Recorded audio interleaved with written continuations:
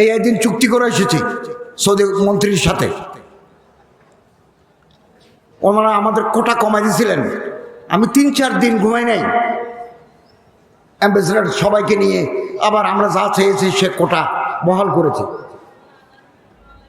Mina, Muzdalifah, আরাফায় Saudi company আছে, মুআসসাসাত, মক্কা থেকে Medina বাসে আনা নেওয়া করবে, জেদ্দা থেকে মক্কা, মক্কা থেকে জেদ্দা আনা নেওয়া করবে, আপনাকে মিনায় খাবার দেবে। এই যে হজ প্রোভাইডার এজেন্সিস গুলোর সাথে আমাদের চুক্তি।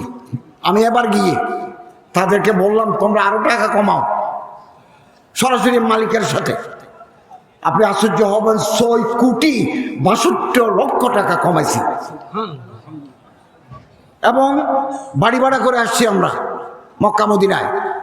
কোনো মিডলম্যান, কোনো 2 নম্বরই সাথে আমরা কথা বলে নাই, সরাসরি মালিকের সাথে। তারা যখন দেখলো যে বাংলাদেশ সরকারের পক্ষে উচ্চপদস্থ লোকেরা আমার সাথে কথা বলছে, বলো ঠিক আছে, আরো 100 রিয়াল 200 রিয়াল কমাই দিলাম। আপনারা জেনে খুশি হবেন, গত বছর 8.5 কোটি টাকা হাজিদের ফেরত দিছি। আগামী বছর আরো বেশি দিতে পারবো ইনশাআল্লাহ। 2 নম্বরই নাই, আমরা আল্লাহরে ডরাই। আমারে কখন দুদুকে ধরবে, দুর্নীতি দমন কমিশনে ধরবে, সেটা দূর কি বাত হ্যাঁ, আল্লাহ আমারে কখন ধরবেন এটার জন্য আমি তৈরি আছি। ইত্তাকুল্লাহ হাক্কা তুকাতিহি ওয়ালা তামুতুন্না ইল্লা আনতুম মুসলিমুন। আল্লাহরে ডরো, কলিজার ভিতরে আল্লাহর ডর। 3 জিনিসের জন্য মানুষ পাগল হয়ে যায়, মাথা খারাপ হয়ে যায়। ক্ষমতার জন্য মানুষ পাগল। ম্যাকিয়াভেলি দি প্রিন্স কিতাবে লিখেছেন, ক্ষমতার জন্য যে মানুষ কি করে, অসাধারণ কারবার। 2, জায়গা জমিন টাকা পয়সার জন্য মানুষ পাগল। টাকা দেখলে আর মানুষের হোশ থাকে না, পীরের পীরগিরি থাকে না, হুজুরের হুজুরগিরি থাকে না, মাস্টারের মাস্টারি থাকে না। টাকা, দন দৌলত, সেক্স, সুন্দর ছেলে, দাড়ি নাই মোছ নাই, এটা দেখলে আমরা আমাদের কলিজা গির গির গির গির কাঁপে। সুন্দরী মেয়ে দেখলে শীত শীত, হিমালয় পর্বত গলি যায়।